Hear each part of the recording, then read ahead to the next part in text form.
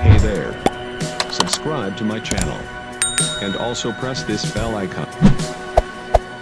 Volcanoes have terrified and fascinated people since the dawn of time. Their eruptions are a beautiful but lethal natural phenomenon. The Kamchatka Peninsula is in eastern Russia. This region has been called the land of stone torches, and for good reason. There are few places on the planet where you can see so many different volcanoes. Constantly in turmoil, Kamchatka's landscape continues to be molded with each century of volatile activity under the ground.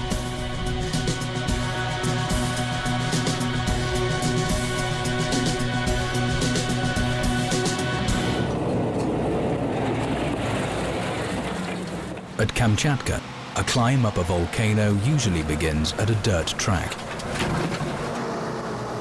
This is a military off-road truck fitted with a wagon to transport people. Driver Yevgeny Kaklinch uses it to bring tourists to the foot of the 1,000-year-old Plosky Telbachik volcano several times a month. People only recently started going up from that side. They only used to hunt there before the eruption.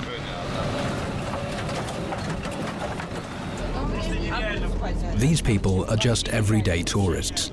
For their travel routes, they chose the places where you don't need special mountaineering skills. They've each made at least one trip to the mountains, but none has ever been near the site of the so-called major fissile eruption of Tolbachik. Many years ago, lava fountains burst from cracks in the ground near the center of the ancient volcano Plosky Telbachik. It takes a while to get to the epicenter of the eruption. The start of the ascent is a 5-hour cross-country drive from the nearest settlement.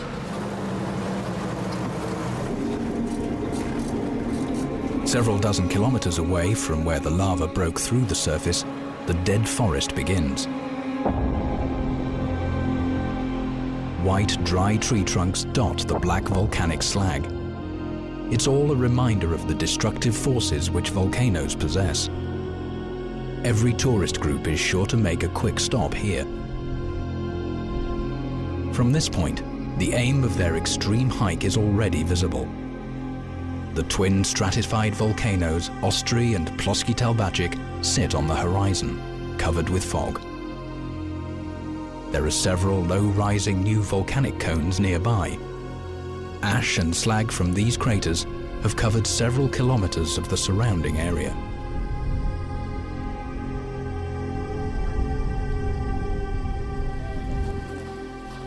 You're looking at the top of a tree. It's actually just a small part of it. This tree is completely buried 20 meters down, just like all the others. Few know about it, but the depth of slag, which is the rock that we are standing on, can be up to 60 meters. A bit to the left, we can see a normal tree that hasn't been buried under so much slag.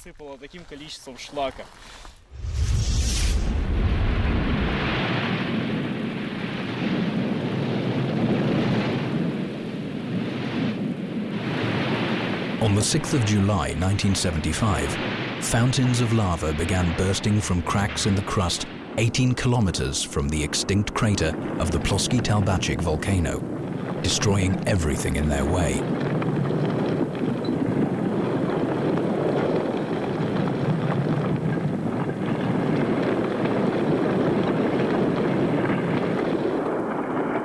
Geophysicist Pavel Tokarev had predicted the exact place, date, and even time of that mighty eruption. Staff at the Kamchatka Institute of Volcanology, the only one in the world at that time, were ready. They even managed to fully research and film it. In this picture, young volcanologist Alexander Avsyanikov is researching the massive eruption of Tolbachik. He was there 2 weeks after the eruption started. The scene was just overwhelming. At the time, bolts of lightning were crashing down. It was tremendous indeed. A cloud of ash stretched for 1,500 kilometers and fell into the ocean. It looked as if the lightning was flying across that cloud and striking into the volcano's cone. Boy, did it make a terrible racket.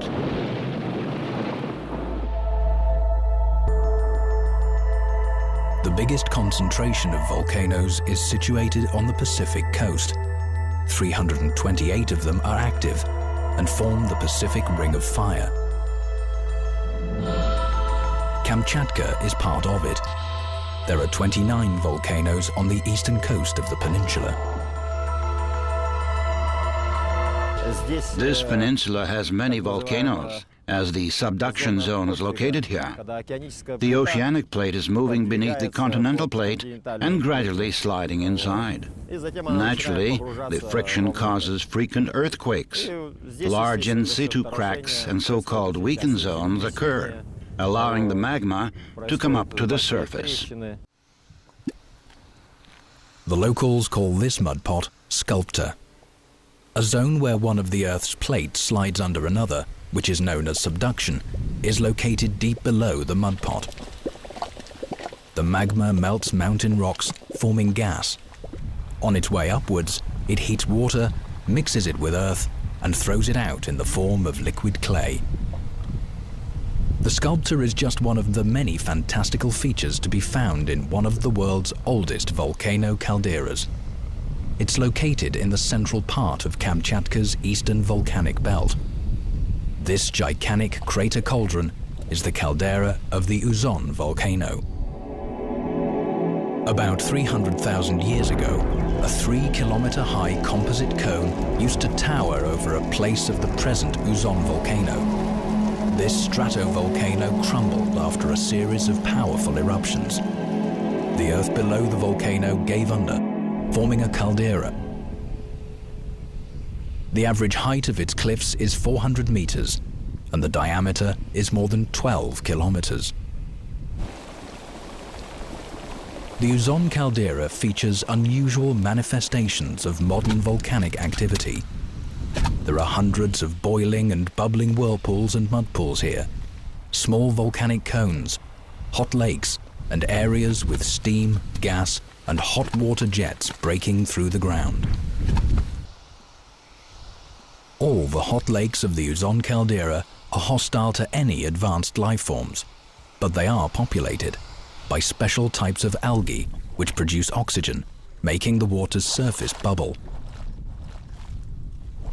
At the same time, they prevent methane and carbon dioxide from the underground waters from breaking the surface and rising into the atmosphere. There are very specific conditions of soil and water here. One can find many types of bacteria with absolutely different structures. This is interesting, of course. Uzon is a specially protected site within the Kronotsky Nature Reserve. Yevgeny Vlasov lives and works here, monitoring the caldera. During the summer, he accompanies excursions to protect tourists from the local bears.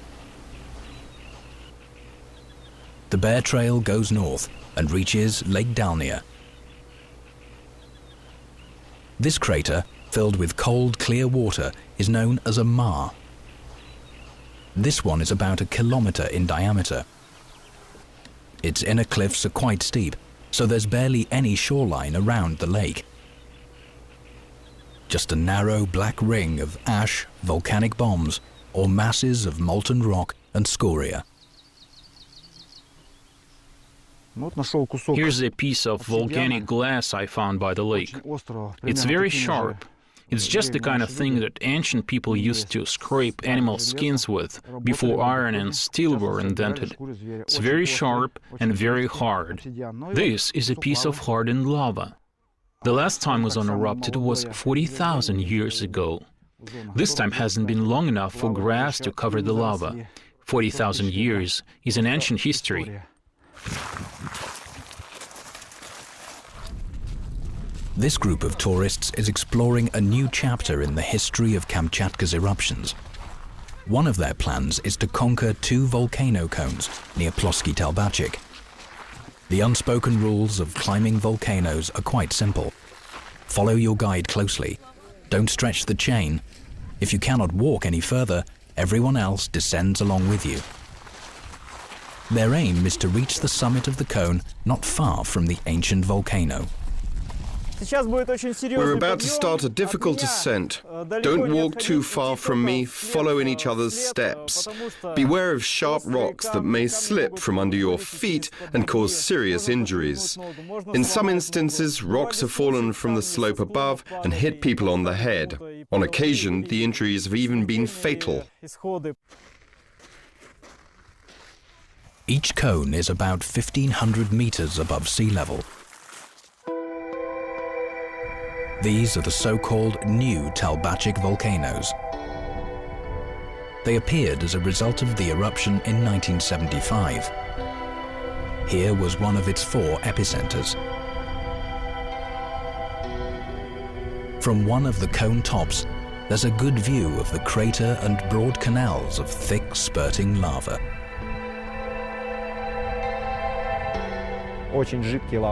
Those were the liquid types of lava spurts. They covered more than 30 square kilometers. The forest was destroyed as well as the entire beautiful tundra that had been there.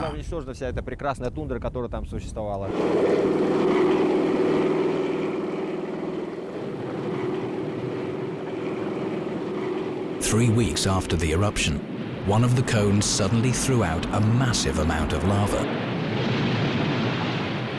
It traveled upwards from a depth of 30 kilometers. Scientists say some 3 billion tons of erupted material in the form of rocks came from below the surface.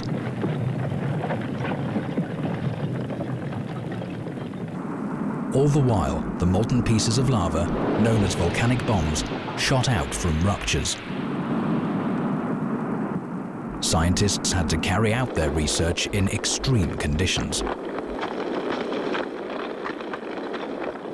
We were working right below the cones. As we were selecting stones and chopping samples off hot rocks, at times those volcanic bombs would land on us. They were falling from above like cannon shots, and we would look up and end up dodging all over the place to avoid them. Today, years after the eruption, the tallest and widest wall of the volcano's crater is a reminder of what was left since the lava streams broke out. The banks of these thickened rivers are painted in different hues. During the eruption, rocks with a high concentration of copper, sulfur, and other elements appear. Each has a unique color of its own. The top of the cone is very hot. The warmth is still rising from the depths of the earth.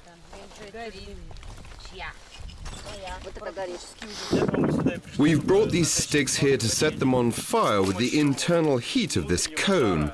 The temperature inside the fissure is 900 degrees, so the stick catches fire in a matter of seconds.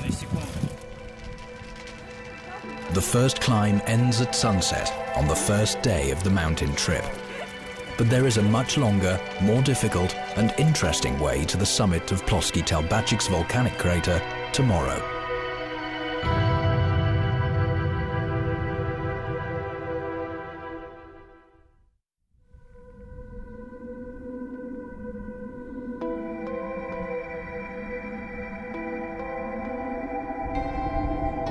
The landscape, which includes the Ostry and Ploski Telbacic volcanoes, looks more like the surface of the moon. Thick lava streams, high-rising cones, half-destroyed craters, small funnels, huge slag wastes and fields of volcanic bombs. These are the results of numerous eruptions.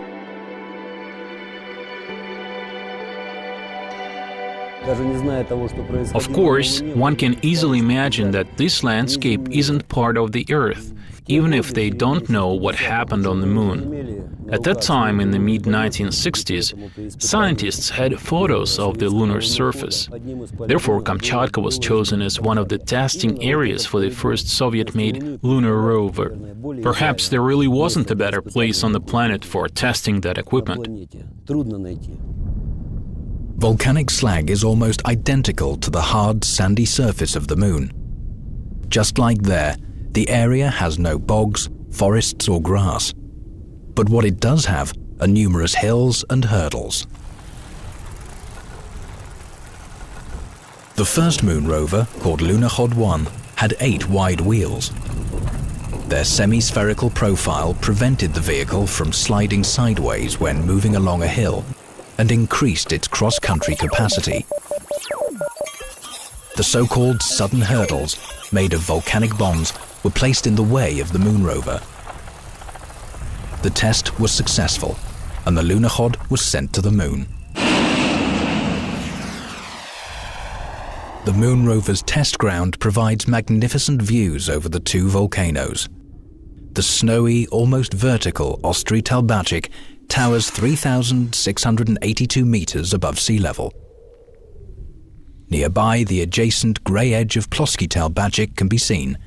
It sits at a height of 3,080 meters. The path is 15 kilometers long. Anyone who's not sure they can make it follows in the guide's wake during an uphill climb. The way they breathe tells the guide when he needs to slow down. Tourists with the greatest stamina are at the end of the group. Tourists here don't take frequent breathers, so they don't lose their tempo.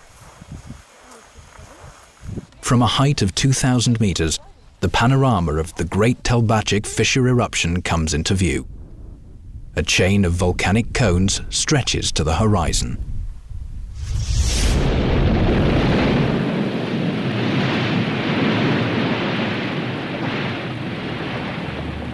In the autumn of 1976, a new eruption occurred 10 kilometers away from where lava burst through the Earth's surface earlier that year. The Great Talbachik eruption lasted for 17 months.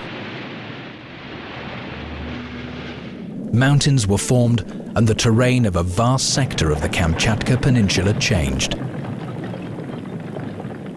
The wild animals and birds that survived in that hellish atmosphere had to rely on humans for help. The magma chamber below the ancient Ploski Talbachik volcano is now empty.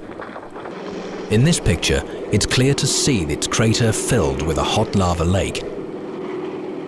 Despite the fact that Ploski Talbachik has never erupted, it's considered to be active, like the new Talbachik volcanoes.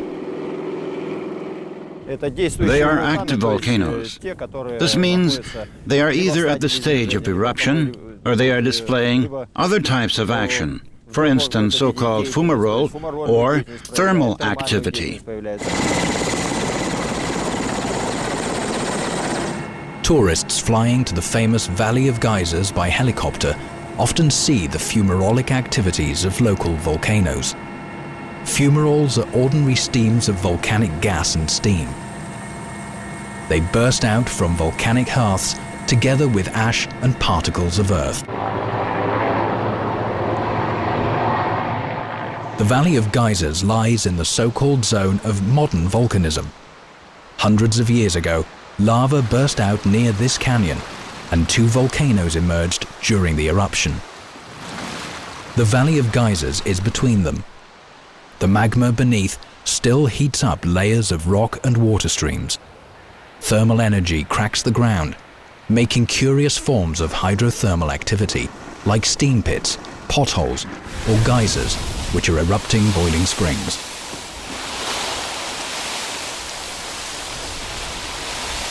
Scientists have defined their activity into 4 stages.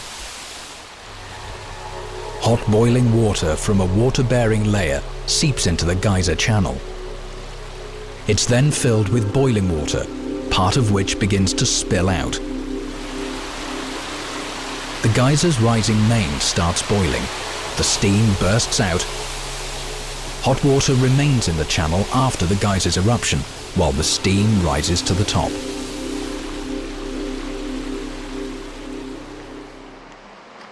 Kamchatka is often called the Hot Peninsula for its various forms of hydrothermal activity. This is one of the few places on the planet where unconventional power technology is implemented. A geothermal power station is located at the foot of the Magnovsky volcano cone. The ground's natural heat is used for producing electricity. Only 60 specialists man the station. Their job is monitoring its automatic systems around the clock and fixing any malfunctions as soon as they occur. In terms of environment protection, it's a very clean production process. We take steam from below the surface and send a mixture of waste steam and water back into the earth. The hot steam is filtered from water droplets and small rock particles.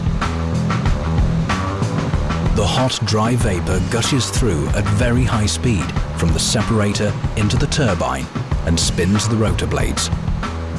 This generates an electromagnetic field. The current it creates goes into this distribution unit.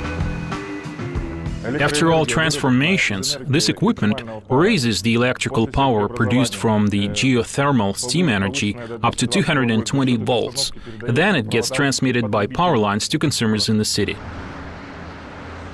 The peninsula's only major city, Petropavlovsk-Kamchatsky, is situated close to two volcanoes, Avachinsky and Karaski. It was founded in 1740.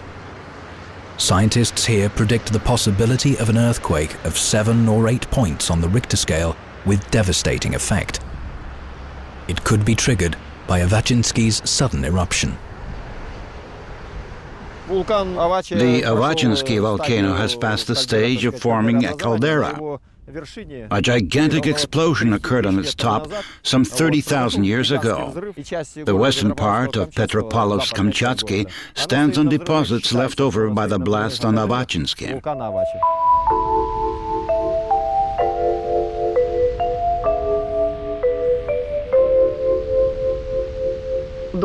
Good evening, you're listening to the Simple Rules program on Radio Kamchatka. Today we're going to tell you how to prepare for natural disasters and stay alive. Now we're going to name just 3 simple rules which are always easy to fulfill. The most important thing is to do it on time. Select the quickest exit from the building in advance. Define safe areas at home and teach children and relatives to occupy them if necessary. And finally, keep all your documents together and an emergency bag with medicine, water and warm things in an accessible place. It's scary living here, really scary.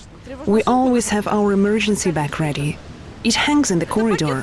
The bag contains our documents, children's papers and the most essential things.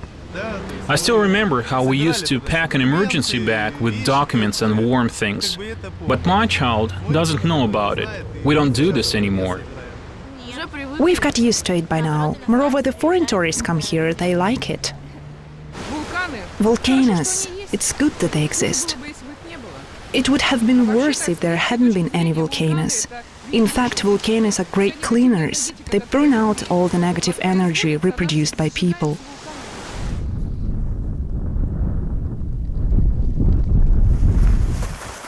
It takes about 5 hours for trained tourists to climb the crater of the Plosky Talbachik volcano. When nearing the summit, you have to walk several kilometers along a steep, sharp range. This is the hardest part of the ascent.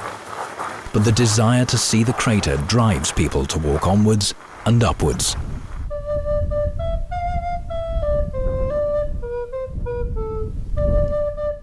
At a height of 3,080 meters, the feeling of tiredness is beaten by the sight of the magnificent millennium-old volcano.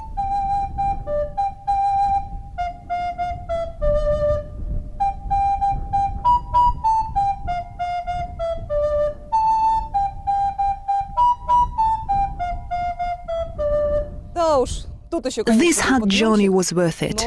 I'm now sitting on the brink of the crater and I'm looking at all this beauty and thinking that I'm the only person in the world who at this very moment is lucky enough to play the flute at a height of 3,000 meters.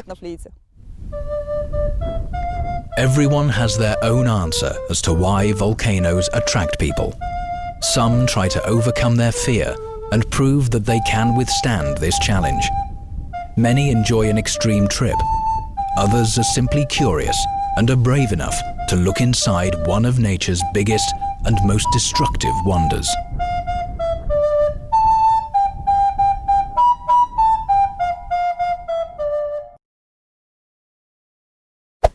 Hey there. Subscribe to my channel. And also press this bell icon.